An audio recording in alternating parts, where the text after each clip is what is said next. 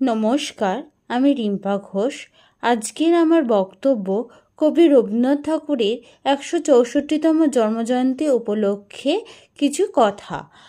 উপস্থিত সকল শিক্ষক শিক্ষিকা, ছোট ছোট ছাত্রছাত্রীদের ভালোবাসা এবং বা পিতামাতা সহ সকল শিক্ষক শিক্ষিকাদের স্বস্থানে সম্মান জানিয়ে আজকের আমি বক্তব্য শুরু করছি।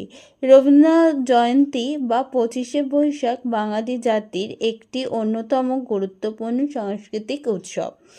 বাংলা পঞ্জিকা অনুসারে প্রতি বছর বৈশাখ মাসের 25 তারিখে রবীন্দ্রনাথ ঠাকুরের জন্মজয়ন্তী উপলক্ষে এই উৎসব পালিত হয়।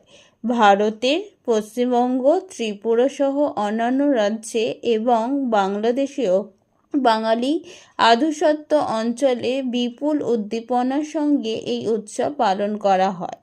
বহির্বিশ্বের অন্যান্য অঞ্চলের বসবাসকারী বাঙালিরাও এই উৎসব পালন করেন। পশ্চিমবঙ্গের এই দিনটি রাষ্ট্রীয় ছুটির দিন হিসেবে পালিত হয়।